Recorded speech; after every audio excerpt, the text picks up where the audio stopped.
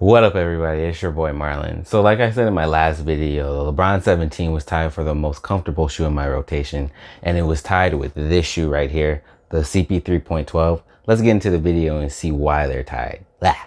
So when the CP3 released, it was released for $100 retail. Now you could probably find it for a lot cheaper of a price, but for $100 cheaper, you do get a lot of bang for your buck with this shoe. When it did release, it came out in a few colorways, but for this one, we got the Dr. Jekyll and Mr. Hyde colorway. So starting off on the outsole of the shoe, you got a solid rubber outsole that starts half gray, half multicolored, and we'll get into that later. And it turns into this wave traction pattern, and it goes into this PlayStation-esque pod. It kind of reminds me of the PlayStation logo in my opinion, but yeah. But that's where it houses the Nike Air unit for your cushioning. But other than that, this traction is crazy. It's totally an A1 traction in my opinion. I could do a lot of stopping and going. It would stop on the drop of a dime easily. I love this traction. So if you're one of those type of players who does a lot of cutting and a lot of maneuvering around like that, this shoe is great for you. The rubber is also pretty hard too, so you'll be able to play with these outdoors as well. Especially right now with the coronavirus and a lot of gyms not opening at full capacity yet, this shoe would be awesome for you to play outdoors in, so shouldn't have any issues with that. Moving on to the midsole, you have a pylon midsole, which is pretty standard for most Jordan brand shoes, and it's coupled with a Nike Air cushion in the forefoot of the shoe in the half-baked PlayStation logo.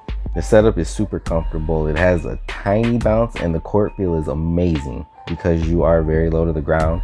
If you play a long period of time, you may feel the Nike Air in the front, but it shouldn't cause any discomfort.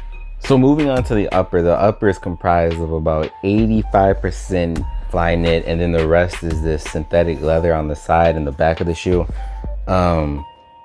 The fly knit feels very comfy as usual, but it's very strong as well. I was kind of shocked by that because it is $100, but they did something where this is some really good fly knit. It's very strong and it keeps you in the shoe, and it's very comfy as always. But unlike the LeBron 17, the LeBron 17s were completely fly knit and they were very high off the ground, so the support was not there at all. So if you did cut the wrong way or move the wrong way, you could potentially roll your ankle.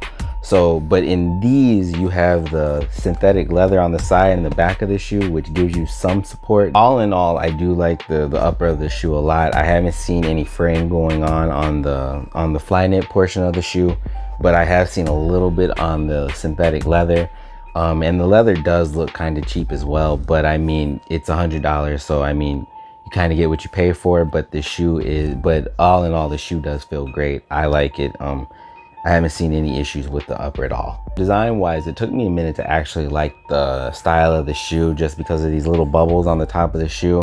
I thought it looked kind of cheap, but after I bought the shoe and started playing in them, they gave off this kind of like this 3D look to the shoe when you're running. So I thought that was really cool, and the shoe ultimately did grow on me, and I do really like it a lot. So the Dr. Jekyll and Mr. Hyde colorway is supposed to represent his on the court and off the court personality. So off the court, he's a really nice guy, they say, and then on the court, he'll do anything to win no matter what.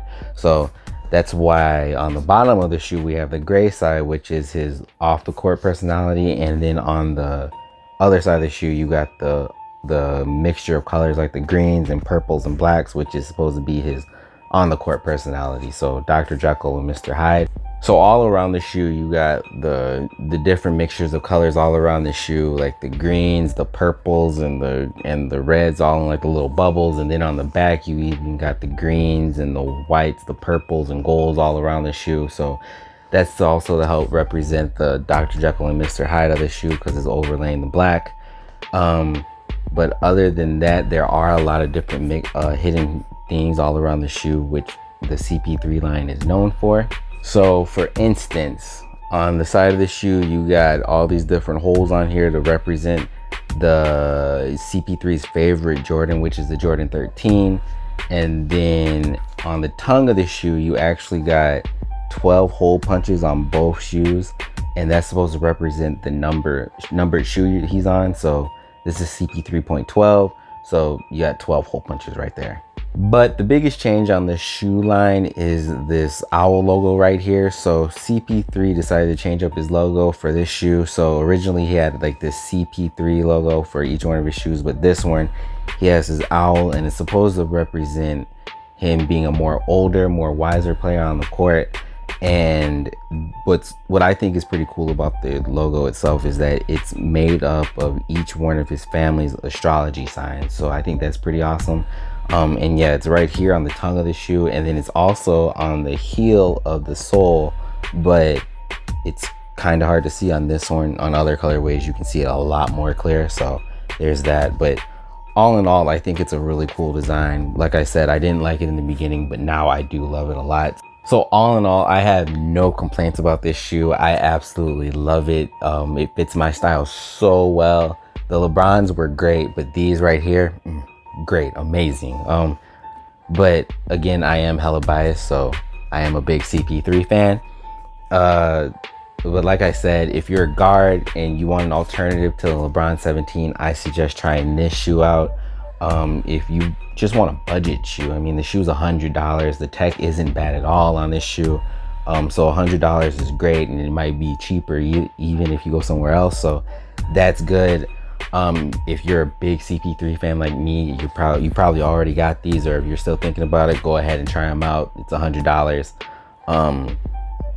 But if you want a shoe to play for outdoors, I mean, go for these. I mean, right now I know there's a lot of courts that are starting to open up, but a lot of the gyms are still closed. So this will be great for those outdoor balling sessions. But yeah, I mean, this CP3, you can never go wrong with this one. All right, guys, thanks for watching my video. If you guys liked it, hit that like button down below. And if you haven't subscribed yet, go ahead and hit that subscribe button down below too. That'll help me out a lot. And yeah, let me know in the comment section down below how you guys feel about the shoe. Me personally, I do like these more than the LeBrons, but they are both super comfortable. But yeah, in the comment section, let me know how you guys feel about the shoe, and let me know if there's another shoe you guys like. But yeah, until next time, guys, peace.